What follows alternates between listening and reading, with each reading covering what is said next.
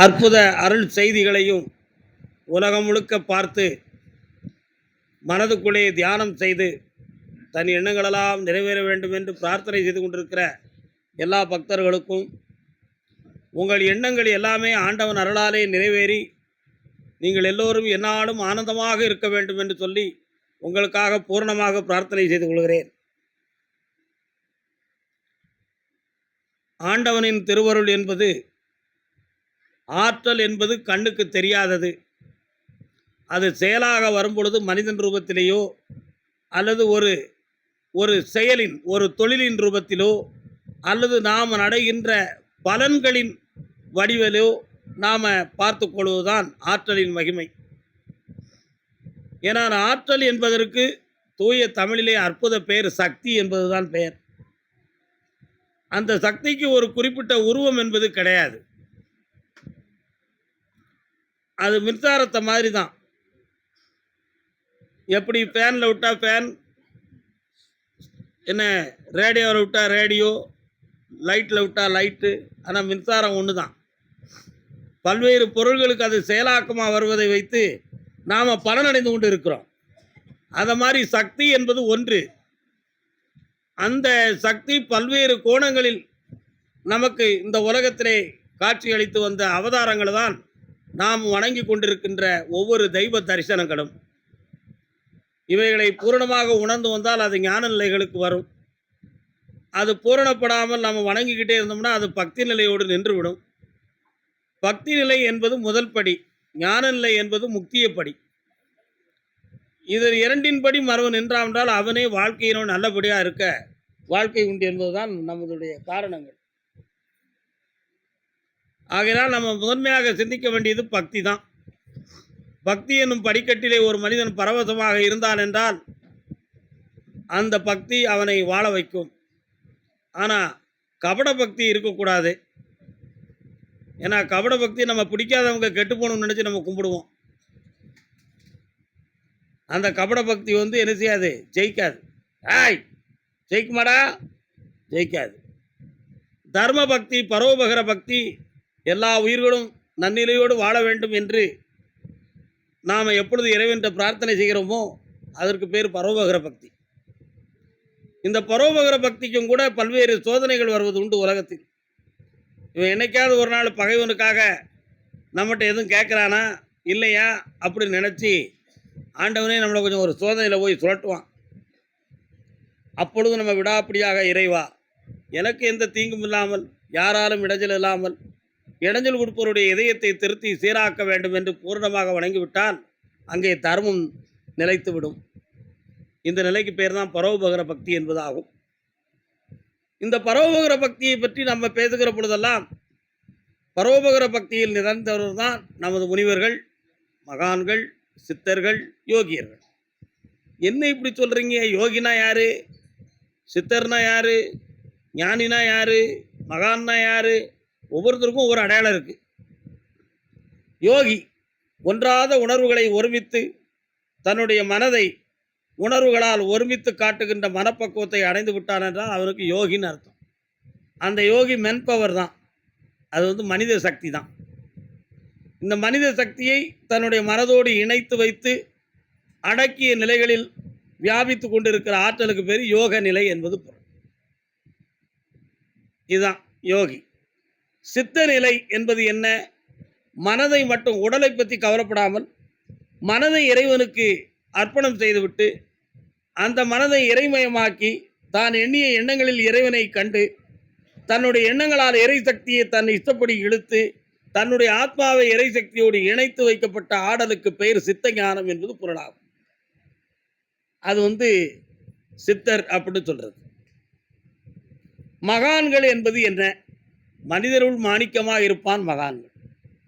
மனித நிலைகளிலிருந்து மன்னிக்கும் குணத்தை பெற்று எந்த தவறுகள் இருந்தாலும் அந்த தவறுகளை மனிதன்தான் இப்படித்தான் இருப்பான் என்று ஏற்று அதுக்காக மனம் வருந்தாமல் மீண்டும் அந்த மனம் பக்குவப்பட வேண்டும் என்ற ஒரு நிலைகளிலே அதற்காக முயற்சிகளையும் செய்து அதற்காக இறை பிரார்த்தனைகளை வைத்து எதையும் தாங்குகின்ற உள்ளத்தை பண்பட்டு வைத்துக் கொள்கின்ற ஒரு உயர்ந்த தன்மைக்கு பெயர் மகான்கள் என்பது பொருள்களாகும். அந்த உயர்ந்த தன்மைக்காக எதையும் தியாகம் பண்ணி கொள்வது, வேண்டாம் என்று விட்டு கொடுத்து கொள்வது, இப்படி என்ற தன்மைகளை உயர்த்தி தன்னுடைய உள்ளத்திலே வைத்து விட்டான் என்றால் அவன் மகானாக இருக்கிறான். அதைக்குத்தான் சொன்னார்கள், மனதை வென்றவன் மகானாகிறான். புரியுதா? மனதை வென்றவன் மகானாகிறான். ஞானிகள் நல்ல புரிந்து கொள்ள வேண்டும். இங்கதான் விஷயமே இருக்கு. ஞானிகள் யோக நிலைகளில் உணர்வுகளையும் மனதையும் ஒருமித்த நிலையவும் எடுத்து, சித்த நிலைகளிலே ஆத்மாவை இறை சக்தியோடு இணைத்து வைக்கின்ற ஆற்றலையும் பெற்று, எதையும் தாங்குகின்ற தாரணை மிகுந்த மனதை மகா நிலைகளிலே கொண்டு வந்து, இந்த மூன்றையும் ஒருங்கிணைந்த சக்தியோடு வைத்து எந்நாளும் இருந்த இடத்தில் இந்த உலகத்தை இயக்குகின்ற ஒரு பேர் ஆற்றலை பெற்றுவிட்டான் என்றால் அதற்கு பெயர் ஞான நிலை என்பது பொருளாகும். அந்த ஞான நிலையுடைய தன்மை என்ன? அமெரிக்காவில் இருக்கிறவங்க இங்க இருந்து ரிமோட் கணக்கை இயக்கிடலாம். அமெரிக்காவில் இருக்கிறவரை இங்க இருந்து ரிமோட் கணக்கை இயக்கிடலாம்.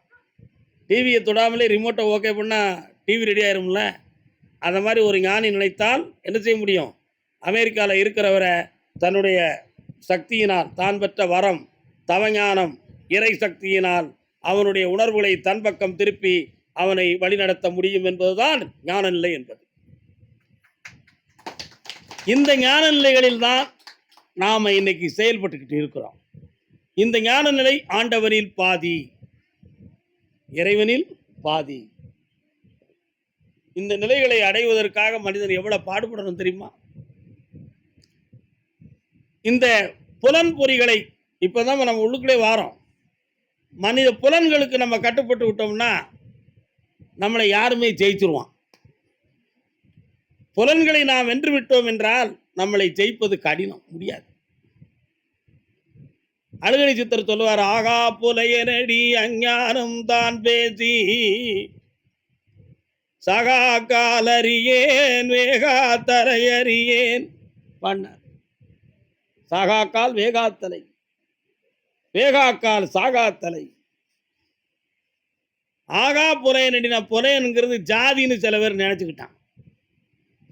அது அத்தனையும் தப்பு. புலையனு ஒரு ஜாதியே கிடையாது.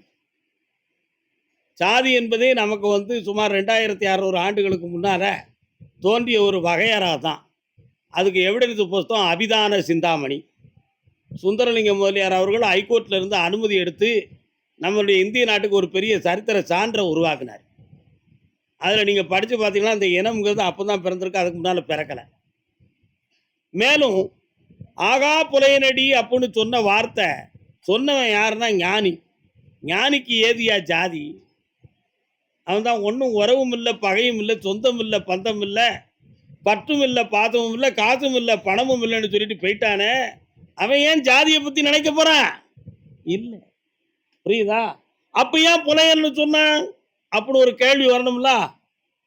புலையன் என்பது ஜாதி இல்லை. அங்கே வகுக்கப்பட்ட விதி என்ன?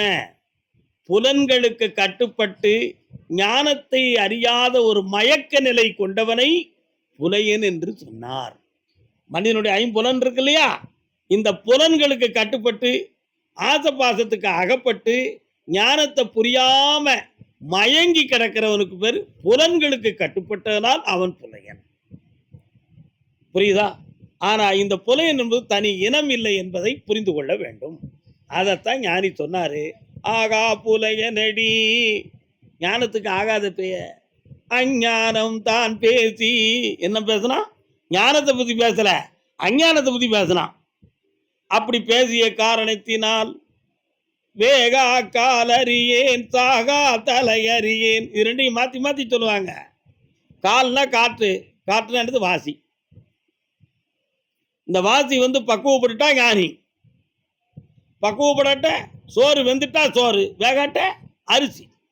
அரிசியை சாப்பிடுவோம், சோறை சாப்பிடுவோமா? சோறைத்தான் சாப்பிடுவோம். அப்போ வேகா கால் பக்குவப்பட்ட வாசி, அதுதான் ஞானத்துக்கு வரக்கூடியது. அதுக்கு அடுத்து சொல்லலாம் சாகா தலையறியேன். என்ன சொல்றான்? ரொம்ப புரிஞ்சு பேசுங்க பார்ப்போம். என்ஜான் உடம்புக்கு சிரசே பிரதானம். உடம்ப பத்தி பக்குவப்படாத வாசி அப்படின்னு அர்த்தம். சாகா தலை என்ன அர்த்தம்? என்ஜான் உடம்புக்கு தலையே பிரதானம். இந்த உடம்புக்கு ஒரு பெரிய நெட் சேனல் எங்க இருக்குன்னா மூளையில இருந்து தான் எல்லாமே வருது. நம்ம மனதை கூட சொல்லும் பொழுது நம்ம இதயத்தை தொட்டு சொல்லுவோம். நான் மனசார சொல்லுது ஐயாம்மா. மனசு இங்கேயா இருக்கு? இல்ல. மூளையினுடைய ஒரு பகுதியினுடைய இயக்க நிலையின் தன்மைக்கு பெயர் தான் மனசே. ஆனா நம்ம சொல்லும் பொழுது என்ன சொல்லுதான்? இதயம் இருக்கிற இடத்த பத்தி நம்ம சொல்றோம். ஏன்? இதயத்திலிருந்து தான் எல்லா பக்கமும் ரத்தம் போகுது. அதனால தன்னை அறியாம அங்க தொட்டு பேசி பழகிட்டோம். இது ஒரு பழக்க தோஷம். என்னடா ஒண்ணும் சொல்ல மாட்டேங்க? இது ஒரு பழக்க தோஷம். இந்த உடம்புக்குள்ள இருக்கக்கூடிய ஆற்றலுக்கு அளவே கிடையாது. அப்ப அவர் சொல்றாரு, எஞ்சான் உடம்புக்கு சிரசே பிரதானம். இந்த உடம்பை இயக்கிறதே மனிதனுடைய மூளையில தலையில இருந்து தான் இயக்கமே வருதுன்ட்டார். அதுக்கு அடுத்து சொல்றாரு, எழுதா குறைக்க அழுதா தீர்மான்னா. என்னது எழுதினாரு? யார் எழுதுனா? அங்க பென்சில் கொடுத்தது யாரு? பேனா கொடுத்தது யாரு? அப்படின்னு கேட்கக்கூடாது. எல்லாம் என் தலை எழுத்தியா? அப்போ தலையெழுத்துக்கு மொட்டை அடிச்சா அந்த தலையெழுத்து தெரியணும்லையா? தெரியணுமா வேண்டாமா? தெரியணுமா வேண்டாமா? யாருக்காவது தெரிஞ்சுதா? மொட்டை அடித்த பிறகு தலை வழுக்கை ஆயிடுது. மொட்டை அடிக்காமலே எனக்கெல்லாம் வழுக்கையா இருக்கு. தலையெழுத்து தெரியணும்ல? தெரியல. அப்போ தலையெழுத்துங்கிறது பொய்யா? விதியை எண்ணி வீழ்ந்து கிடக்கும் வீணரெல்லாம் மாறணும். வேலை செஞ்சா உயர்வோம் என்ற விவரம் மண்டையில் ஏறணும். இது ஒரு புரட்சிகரமான அற்புதமான ஒரு பாடல். அது என்ன சொல்லலாம்? விதியை எண்ணி நீ வீழ்ந்துடாத, அதை வெல்வதற்கு உன் மனதை கொண்டு வான்னாரு. இங்கதான் விஷயம் இருக்கு. மனது, தலை. என்னது? மனதா? தலையா? ஆமா, ரொம்ப முக்கியம். உங்களுக்கு சொல்லவே மாட்டேங்கவங்களா? என்ன சொல்லுதுன்னு? என்ன தலை எழுத்து? தலை இல்லாட்ட உடம்பு இயங்காதியா? ஆனா ஆத்மா இல்லாட்ட இந்த உடம்பு முழுக்க முழுக்க மூளையும் இயங்காது, ஒண்ணுமே இயங்காது. உண்மையா? மொட்டை அடிச்சா தீருமா அப்படின்னா, இந்த தலையெழுத்து என்பது என்ன அப்படின்னா, நம்முடைய உடம்புக்குள்ள இருக்கக்கூடிய ஆத்மா இருக்கே, அதுதான் தலை. ஏன்னா தலைமையானது தானே தலை. யார் அட்மினிஸ்ட்ரேட்டிவ் பண்றாங்களோ அவங்க தானே தலைவன். உண்மை தானே? அப்ப இந்த உடலை ஆட்சி செய்து ஆட்டி வைப்பது எது? ஆத்மா. இந்த ஆத்மாவை தான் ஞானியர்கள் தலை என்று சொன்னார்கள். அதை பட்டினத்தார் ஒரு பாட்டுல சொல்லுவார் தெரியுமா? நாட்டமென்றே இரு, சர்க்குரு பாதத்தை நம்பு, பொம்மலாட்டம் என்றே இரு, பொல்லா உடலை அடர்ந்த சந்தை கூட்டம் என்றே இரு, சுற்றத்தை வாழ்வை குடங்கவிழ் நீர் ஓட்டம் என்றே இரு, நெஞ்சே உனக்கு உபதேசம் இதே. யாருக்கு உபதேசம் செஞ்சாரு? தன்னுடைய நெஞ்சுக்கு உபதேசம் செஞ்சாரு. ஊருக்காரருக்கு செய்யல. என் மனமே, நீ என்னத்தையே நினைச்சுக்கிட்டு இருக்கிய, இந்த உலகம் நிலையானதுன்னு நினைச்சி, இந்த உடல் நிலையாதுன்னு நினைச்சி, அதெல்லாம் தப்பு. இது வெறும் பொம்மலாட்டம் அப்படின்னாரு. அதுக்கு அர்த்தம் சொன்னாரு, நாட்டம் என்று இரு. நாட்டம் என்றால் விருப்பம் என்பது பொருள். நீ விருப்பம் உடையவனாக இரு. யார் மீது? சர்க்குரு பாதத்தை நம்பு. எல்லா வல்ல எம்பெருமான் திருவடிகளையும் குருவின் ஞானத்தின் மீதும் நாட்டம் உடையவனாக இரு. அடுத்த வார்த்தை சொல்றார், பொம்மலாட்டம் என்றே இரு. பொம்மலாட்டம். அந்த காலத்துல ஆலி வேஷம் போட்டு ஆடும் பார்த்துருக்கீங்களா? ஆலி வேஷம் ஆனது மனிதனை போலவே கூடையில ஒரு உடம்ப செஞ்சு பொம்மை கிடக்க வச்சு உள்ளுக்கு நின்று ஒருத்தர் ஆட்டுவார். இந்த பொம்மையும் சேர்ந்து ஆடும். தூரத்தில் நின்று பார்க்கறதுக்கு இந்த பொம்மை ஆடுதுன்னு நமக்கு தெரியும். ஆனா கலத்தி வச்ச பிறகுதான் தெரியுது உள்ளுக்கு ஒரு மனிதன் இருந்து ஆட்டிருக்காம. சரானா? எப்படி அந்த பொம்மைக்கு உள்ளே ஒரு மனிதன் புகுந்து கொண்டு அந்த பொம்மையை ஆட்டுவித்து உலகத்துக்கு ஒரு காட்சியை காட்டினானோ, ஒரு மாயையை காட்டினானோ, ஒரு மயக்க மிகுந்த நம்பிக்கையையும் ஆசையவும் காட்டினானோ, அதுபோல இந்த உடம்புக்குள்ள ஆத்மா என்னும் ஒரு சக்தி இருந்து பொம்மையை ஆட்டின மாதிரி இந்த உடம்ப ஆட்டிக்கிட்டு இருக்குடான்ட்டார். புரியுதா உங்களுக்கு? இந்த உடம்புக்குள்ள ஒரு ஆத்மாங்கிற ஒரு சக்தி இருந்து இந்த உடம்ப ஆட்டிக்கிட்டு இருக்கு. எப்படி இந்த பொம்மலாட்டத்துல பொம்மையை உள்ளே ஒரு மனிதன் மறைந்து நின்று ஆட்டி உலகத்துக்கு காட்சி கொடுத்தாரோ, அதுபோல இந்த உலக வாழ்க்கை என்னும் காட்சிக்குள்ள இந்த உடலுக்கு உள்ள ஒரு ஆத்மாங்கிற ஒரு சக்தி இருந்து நம்மளை ஆட்டி வச்சு காட்டுதுடா. அதுதான் தலை. அந்த தலையில் எழுதியது யாரு? 2 கண்ணு, 2 காட்சி கண்டதே இல்லை. கண்டிருக்காப்பா? இந்த கண்ணு ஒரு காட்சி, இந்த கண் ஒரு காட்சின்னு யாராவது பார்த்தீங்களா? இதுவரை முயற்சி செஞ்சீங்களா? நடக்காது. அதே விஷயத்துக்கு கீழே வாங்க. மூக்கு வலது பக்கத்துல மூச்சு ஒரு நேரத்துல கூடுதல் வந்துகிட்டு இருக்கும். அதனால கொஞ்ச நேரம் கழிச்சு வலது பக்கம் அடைச்சிரும், இடது பக்கத்துல கூடுதல் வந்துகிட்டு இருக்கும். அதுக்கு பேர் தான் கலை. என்ன கலை? வாசிக்கலை, சூரிய கலை, சந்திர கலை. புரியுதா? அதுக்கு நமது ஞானிகள் வைத்த பேரு சரம். சரம் படிச்சவங்கிட்ட சருகாத, வராகி படிச்சவங்கிட்ட வம்புக்கு போகாத. இதெல்லாம் ஒரு புலஞான சக்திகளுக்கு உருவாக்கப்பட்ட ஒரு நிலை. நல்ல அமைதி. இப்படி ஒரு நிலை இருக்கு. இந்த சரம் அப்ப அது ஒன்று கண்ணு, 2 கண்ணு 2 காட்சி காணாது. ஆனா மூக்குக்கு ஒரே துளை, பாதை மட்டும் 2. ஆனா ஒன்றுக்கு ஒன்று மாறி மாறி என்ன செய்யும்? காற்று மாறும். இது எந்த இன்ஜினியரியா இந்த உடம்பு அப்படி படைச்சு வச்சது? யோசித்து பாருங்க. 2 காது, 2 காதுலையும் செய்தி காக்கும், எல்லா செய்தியும் காக்கும். இது ஒரு ஓவர் டைம் ஸ்பீக்கர் மாதிரி கேட்டுக்கூடும், மனதில் பதிவாகிரும். நமக்கு பிடிச்சதும் நமக்கு அவேர்னஸ் உள்ளதும் மட்டும் நம்ம இதயத்தில் பதிவாயிருக்கும். பாக்கியெல்லாம் நமக்கு மறந்து போயிடும். ஆனால் என்னைக்கோ ஒரு நாள் எங்கேயோ ஒரு பாட்டு, இந்த பாட்டை நம்ம அங்கே ஒரு நாள் கேட்டவன் அப்படி சொல்லுவான். ஏன்? அவன் திங்க் பண்ணாமலே அவன் இதயத்தில் போய் ரெக்கார்டிங் ஆயிடுது. இது செவிப்புலனுடைய ஒரு தன்மை. வாய் 32 பல்லு, இப்போ கூட 2 பல்லு வச்சு வராங்கன்னு நினைக்கிறேன். 32 பல்லு, உள்ளுக்கு ஒரே நாக்கு. இந்த நாக்கு வழி தவறி பேசிடக்கூடாதுக்கு சிறை கம்பி மாதிரி 32 கல்லையும் வச்சு இருக்காது. உளறாத, ஒழுங்கா பேசுறோம் நான் காட்டி போடுவேன் அப்படின்னு பகவானே நினைச்சிருக்கான். 32 பல்லையும் வச்சு இறுக்கி வச்சிருக்கான். அப்படி இருந்தும் பேசி என்னமெல்லாம் பிரச்சனையை இழுத்து, ஊரை கெடுத்து, உலகத்தை கெடுத்து, வீட்டை கெடுத்து, வாசலை கெடுத்து, உள்ளத்தை கெடுத்து, உயர்வை கெடுத்து, ஞானத்தை கெடுத்து, என்னெல்லாம் கெடுத்து விட்டேன்டா. என்ன செய்ய முடியும்? அப்ப நம்முடைய மனதையும், மனசு, இந்த நாக்கை அசைக்கிறது என்னது? மனசு. இப்படி இந்த உடலை நீங்க ஒவ்வொரு பகுதிகளாக நீங்க உணர்ந்து பார்த்தீங்கன்னா, ஒவ்வொரு படைப்பிலையும் பகவானுடைய விசித்திரம், இறை சக்தியினுடைய மகத்துவம் நமக்கு தெரியும். இப்படியெல்லாம் தெரியும் பொழுது இந்த ஆத்மாவை இப்படித்தான் ஏங்கணும்னு சொல்லி ஒரு பெரிய பதிவை உருவாக்கிட்டான் இறைவன். அந்த பதிவு எங்க இருக்கு? மனிதனுடைய ஆன்மாவுக்கும் ஆகாயத்துக்கும் ஒரு தொடர்பு இருக்கு. மனிதனுடைய ஆத்மாவுக்கும் ஆகாயத்துக்கும் ஒரு தொடர்பு இருக்கு. ஆகாயம் என்பது உருவம் கிடையாது. இந்த உலகத்தில் உள்ள அண்ட சராசரத்தின் அனைத்து அதிர்வுகளும், அனைத்து சப்த ஞானங்களும், அனைத்து உணர்வுகளும், அனைத்து வெப்பம், குளிர் போன்ற அத்தனை பிரபஞ்ச ஆற்றலும், பஞ்சபூதத்தினுடைய ஆற்றல் அனைத்துமே கூடிய ஒரே ஒரு இடம் எங்க இருக்கு? ஆகாயம். அஸ்ட்ரானமிக்கல் மெகசின், வானவியல் சாஸ்திரத்தை பற்றி படித்தவர்களுக்கு அது சம்பந்தமான விவரங்கள் தெரியும்.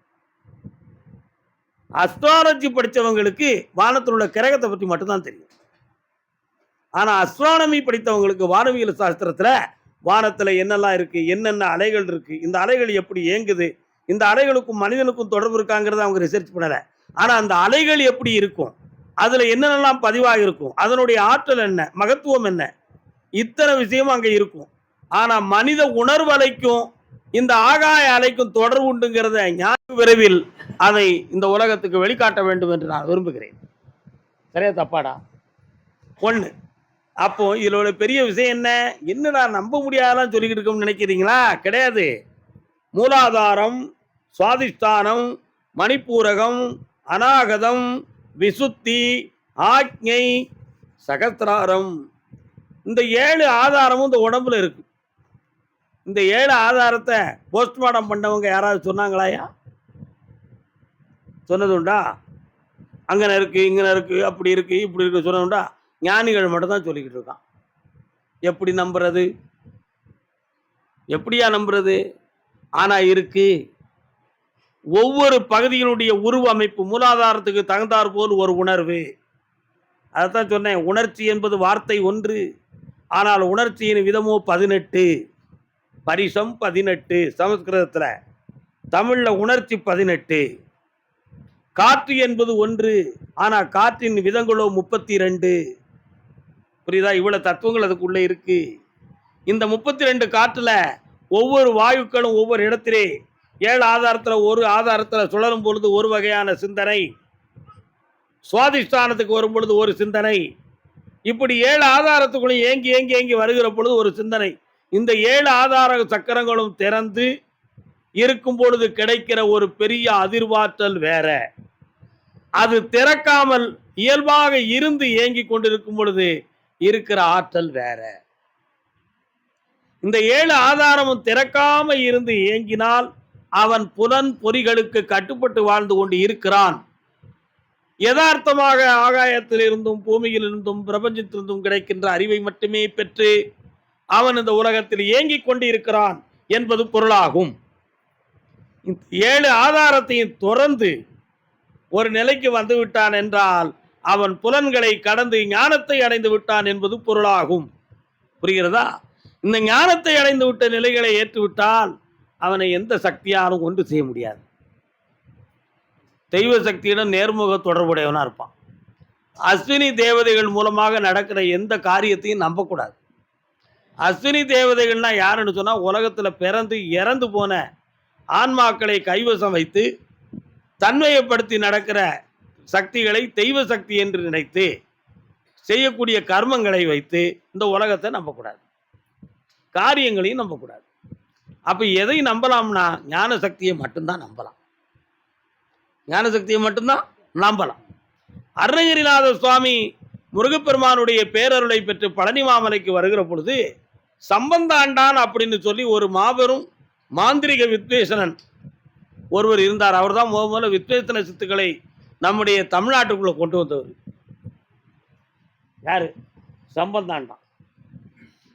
அப்படி வந்திருக்கிற பொழுது அருணகிரிநாத சுவாமி சும்மா சாதாரணமாக நடந்து போய்கிட்டு இருந்தார் முருகன் கோயிலில். சம்பந்தாண்டான் பல்லக்கில் வந்தான். ஏன்னா அவனுக்கு பரிவாரங்கள், பல்லக்கு, தூக்கி சுமக்க ஆள், விசிறி வீசத்துக்கு ஆள், அவனை வச்சு பிழைச்சிக்கிட்டு இருக்கிறதுக்கு ஒரு கூட்டம், இப்படி இருந்துச்சு. அதனால் சம்பந்தாண்டான் வருகிறார் வருகிறார்னு சொல்லி பறைசாற்றிக்கிட்டு வந்தான். அருணகிரி சாமி கண்டுக்கிடல. அவருக்கு அவனை பற்றி தெரியவே செய்யாது. அவருக்கு ஒன்றே ஒன்று தான் தெரியும், முருகப்பெருமானை மட்டும்தான் தெரியும், வேறு யாரையுமே தெரியாது. அவனுடைய உடல், உயிர், உணர்ச்சி, ஆத்மா அனைத்துமே முருகா, அவ்வளவுதான், வேற ஒன்றுமே தெரியாது. அப்படி ஒருநிலைப்பட்ட ஞான நிலைகளை பெற்று முருகனுடைய தெய்வஞான சக்தியை அடைந்த ஒரு மகான் தான் அருணகிரிநாத சுவாமி. சம்பந்தாண்டாருக்கு கோபம், பரதேசிப்ப, இந்த உலகத்தை ஆட்டி அடக்கக்கூடிய மாந்திரிக வித்தைகளை சித்துக்களை கற்றவன் நான்.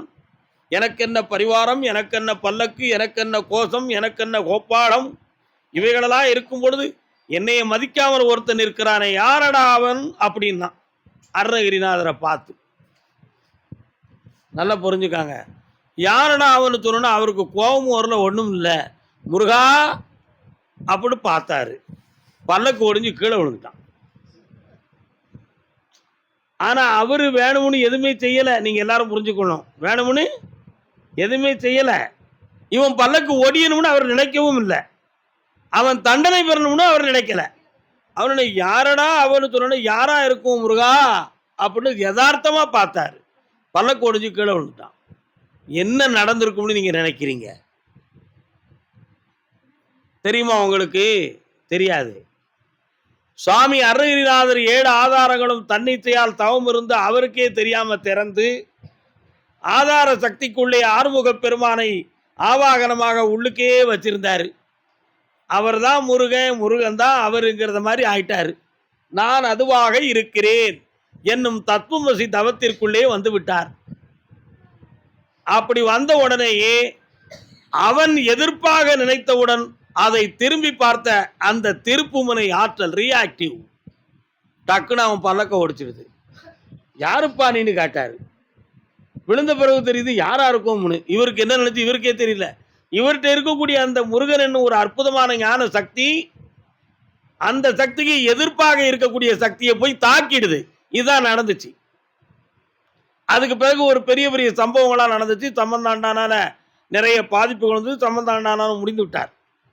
இப்படி ஒரு சம்பவம் நடந்துச்சு. இதுக்கு என்ன எடுத்துக்காட்டுன்னு சொன்னா, மாந்திரீகம் அஸ்வினி தேவதைகளை வச்சு செய்யக்கூடியது.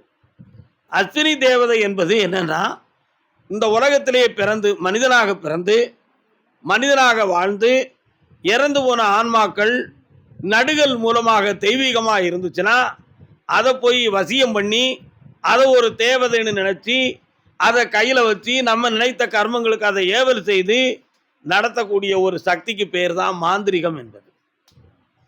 ஞானம் என்பது எப்படி என்றால், இந்த பிரபஞ்சத்தில் இருக்கக்கூடிய சாதாரண ஆத்மசக்தி, தெய்வ ஞான சக்தி இவைகளெல்லாம் அடைந்து ஒருநிலைப்பட்ட ஒரு மகா சக்திக்கு பேர் தான் ஞானம். ஆகையினால் ஞானத்தை அடைந்தவர்களை இந்த மாந்திரிகம் என்பது, புலன்பொறிகள் என்பது என்ன செய்ய முடியாது, ஒன்றும் செய்ய முடியாது. அதனால் தான் மகான்கள் சொன்னாங்க, மாந்திரிகம் தாந்திரிகம் என்பது இறைவன் அடையக்கூடிய ஒரு வழி, ஆனால் மாந்திரிகம் என்பது மனிதனுக்கு சேவை செய்யக்கூடிய ஒரு தொழில். இந்த நிலைகளை பெரிதாக நினைத்தால் இறைஞானத்தை பெற முடியாது, ஞான நிலைக்கு அது கொண்டு போகாது, மனித நிலையிலேயே தான் நம்மளை வச்சிருக்கும். அதனால இந்த நிலைகளிலிருந்து மாறுவதற்கு தவம் கொள், தாரணை கொள். தாரணைனா என்னது? எல்லார் மேலேயும் கருணை கொள், எல்லார் மேலேயும் அன்பு வை, எல்லா உயிர்களும் வாழ வேண்டும் என்று உனக்காக நீ பிரார்த்தனை செய். இப்படிப்பட்ட தூய நிலைகளில் உன்னுடைய உணர்வுகளையும் உன் உள்ளத்தையும் பரிபூரணப்படுத்தி வைத்திருந்தால் அதற்கு பெயர் தாரணை.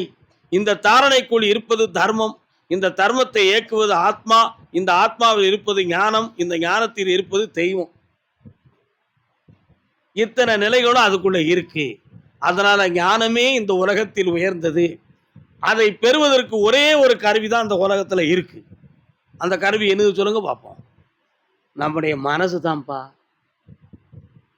இந்த ஞானத்தை பெறுவதற்கு ஒரே ஒரு கருவி என்னது? மனசு. சாக்கடை தண்ணியில் மினரல் வாட்டரை விட்டால் குடிக்க முடியுமா? முடியாது. பாறையில் விதைத்தால் முளைக்குமா? முளைக்காது. சேற்றில் ஊற்றிய பாலை குடிக்க முடியுமா? விஷத்தில் கலந்த தேனை பருக முடியுமா? கடலில் வீசிய தென்றல் பலனளிக்குமா? இருக்காது. கடல் நிறைய தண்ணியாக இருந்தாலும் தாகம் தீருமாப்பா? தீராது. அப்போ என்ன பலனை என்ன அடைய வேண்டும் என்றால் இந்த ஆத்மா இறைஞானத்தை அடைய வேண்டும்.